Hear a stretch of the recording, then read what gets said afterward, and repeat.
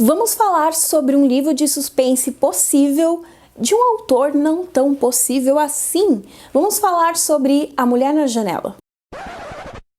Oi, aqui é a Stephanie, você está no canal Mundos Impressos e no dia de hoje eu gostaria de conversar, refletir com vocês e até mesmo comigo mesma sobre a leitura que eu fiz de um dos suspenses, talvez o mais famoso suspense da atualidade, escrito pelo estadunidense Daniel Mallory sob o pseudônimo de A.J. Finn, um detalhe até mesmo um tanto quanto sombrio que eu quero comentar com vocês. Mas vamos por partes. A Mulher na Janela vai contar a história da terapeuta infantil Ana, que sofre de agorafobia. Agorafobia é uma espécie de evolução do transtorno do pânico, quando a pessoa sofre um trauma muito forte ou então teve a doença e não seguiu certo tratamento.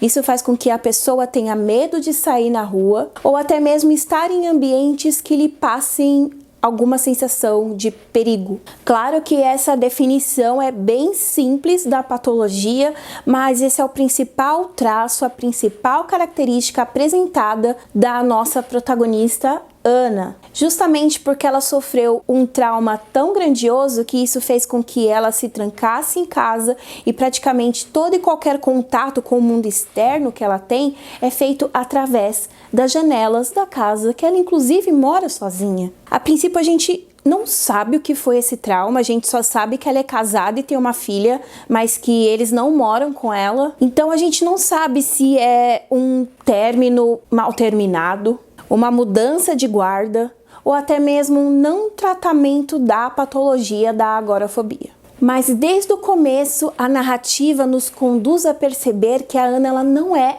uma pessoa confiável, porque além de fazer uso de doses fortíssimas de medicamentos, ela ainda os toma errado, porque ela os ingere com uma quantidade bem excessiva de álcool. E a gente sabe que essa não é uma boa dupla. Inclusive, um dos grandes efeitos colaterais dessa medicação é fazer com que o paciente desenvolva certa capacidade de alucinar, ou seja, ver coisas que não existem. E aí está o pulo do gato. Porque certo dia ela tá observando o mundo externo, os vizinhos pela janela, quando de repente ela presencia um crime e ela fica tão afoita com aquilo que ela tá vendo que ela tenta ligar para a polícia, ela inclusive tenta sair de casa para socorrer a tal vítima, mas tudo dá errado. Porque ela mal consegue descer as escadas de casa antes de desmaiar. E lembra quando eu falei pra vocês que ela não é uma personagem confiável? Pois é.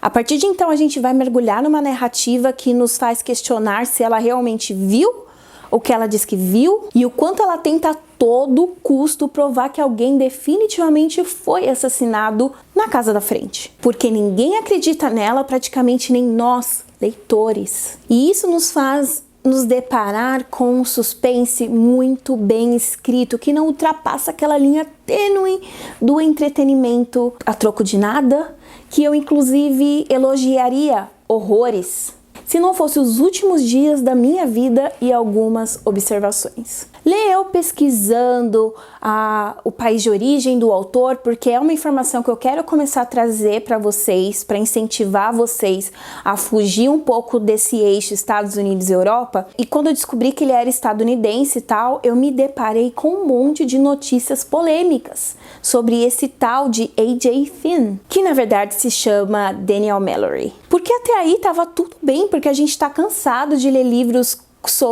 que escritores escrevem sob pseudônimos, que inclusive isso é muito comum com mulheres por conta do machismo, que faz com que elas abreviem seus nomes para que não sejam prontamente identificadas como mulheres.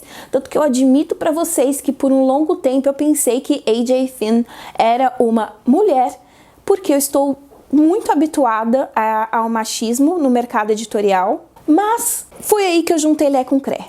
Veja bem, eu não sou nenhuma espécie de Sherlock, sou atrasada mesmo, porque todo mundo já sabia, então eu fiquei sabendo que esse tal de Daniel Mallory era constantemente denunciado como um mentiroso compulsivo. Um homem que inclusive chega a inventar que a mãe dele morreu, que o irmão dele morreu, tudo para causar compaixão nas pessoas e até mesmo conseguir benefícios por ele ser um coitado. Como se não bastasse, ele chegou a jurar de pé junto que ele tinha um tumor no cérebro, um mestrado e 2 PhD, sendo que ele não tinha nenhum nem outro. Os professores das universidades que ele dizia ter esses diplomas chegaram a vir à tona para falar que aquele currículo não era real. E isso me lembra muito um filme que eu assisti faz pouco tempo na Netflix que chama Vozes e Vultos. Um filme que tem sim um tonzinho de terror ali no meio, mas fala justamente sobre uma mulher que aos poucos vai descobrindo que o seu marido não é quem ele diz ser. Tal qual as denúncias de Daniel Mallory. A gente sabe que há sim pessoas que mentem compulsivamente, até mesmo às vezes sem nem perceber, mas o complicado é que ele caracteriza isso como bipolaridade, outra doença que não tem nada a ver com mentir ou não. Inclusive, bipolaridade passa muito longe sobre mentiras. O tenso de tudo isso é que eu já vi o filme, já li o livro e tem um personagem no livro que tem muito esses traços de personalidade, essas características. É um personagem que mente o tempo todo, é um personagem que usa desse artifício o tempo todo para se promover ou até mesmo para adquirir compaixão. E quem já leu sabe exatamente do que eu tô falando. Quanto àquela questão que eu perguntei para vocês, estava perguntando em tudo quanto é lugar, no Instagram, no Discord. Inclusive, eu vou pedir que se você não segue o canal ainda no Instagram, é @mundosimpressos. E a gente também tem um clube de leitura lá no Discord, vou deixar todos os links aqui embaixo. Eu perguntei bastante para vocês se era normal uma terapeuta poder prescrever medicamentos, porque ela prescreve. Então, esse é o momento do vídeo que eu queria muito agradecer ao pessoal do nosso grupo de leitura, lá no Discord, no Instagram, principalmente a Sara e a Ana, que se desdobraram para tentar me auxiliar nessa pesquisa, porque eu estava achando muito estranho. Para quem não sabe, essa prática, o psicólogo, o terapeuta, ele não pode receitar medicamentos para os pacientes. Mas durante as nossas pesquisas, nós descobrimos sim que alguns estados, nos Estados Unidos, é permitido, porque o tempo todo a Ana menciona que ela prescrevia medicamentos e a gente percebe nas coisas que ela fala, na maneira com que ela fala, até mesmo sobre os medicamentos que ela toma, que ela tem muito conhecimento, que ela prescreve medicamentos. Então, tem alguns estados dos Estados Unidos que pode sim, a partir de estudos direcionados. Então isso não é bem uma mentira do autor, mas mesmo assim não é algo muito comum. Mas um detalhe muito importante desse livro é que há diversos trechos da história que a narrativa nos conduz a acreditar que determinado personagem está mentindo porque ele desvia muitos olhos, porque ele não consegue te olhar diretamente. Só que há pesquisadores na área do estudo da linguagem corporal que dizem que o verdadeiro mentiroso, aquela pessoa que mente de verdade, que está compulsivamente mentindo, tentando te enganar, ele fica te olhando diretamente no olho, ao invés de ficar desviando o olhar. Porque enquanto ele te olha fixamente, isso mostra que ele está tentando observar se você está comprando a ideia que ele está tentando vender. Então, na verdade, é como se ele utilizasse desse argumento até para se resguardar ou de certa maneira até mesmo se proteger do que ele mesmo faz. E isso só não é o pior de tudo, porque há denúncias que ele inclusive plagiou o filme Copycat para escrever A Mulher na Janela, mas esse tipo de argumento eu não vou poder me aprofundar com vocês, porque eu ainda não assisti o filme.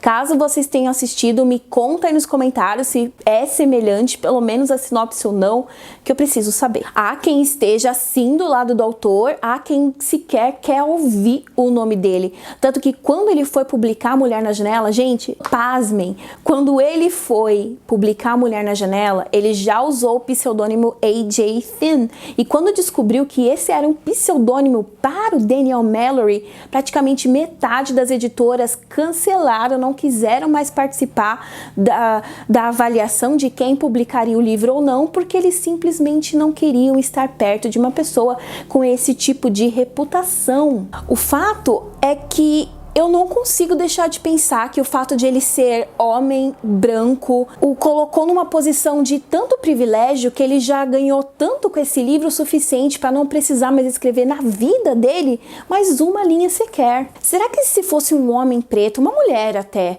um indígena, um latino, haveria metade da proposta de 2 milhões de dólares que ele recebeu? Tá aí algo pra gente refletir. Eu gostei do livro, eu realmente achei que ele é bem escrito, mas é muito possível que eu não teria lido se eu soubesse de todas essas coisas antes, mesmo me rendendo uma boa atuação de Amy Adams. Então fica a sua escolha conhecer ou não, até mesmo ler algumas dessas denúncias das matérias que falavam a verdade por trás do nome de A.J. Finn. Eu vou deixar tudo linkado para vocês aqui no box de informações, junto com o meu link da Amazon. Lembrando que caso você use o link da Amazon do canal para comprar qualquer coisa que você queira, você vai auxiliar muito este canal a continuar vivendo. Então por hoje é isso, essa é a reflexão que eu gostaria de trazer hoje. Se você gostou do vídeo, eu vou pedir por favorzinho você deixar o seu like aí embaixo, se inscrever no canal caso ainda não seja inscrito e me contar nos comentários se vocês já leram, se vocês pretendem ler, se vocês já sabiam dessa polêmica. Provavelmente sim, porque eu sou atrasada, e a gente conversa mais nos comentários então, tá bom? Muito obrigada por assistirem e eu os vejo no próximo vídeo. Tchau, tchau!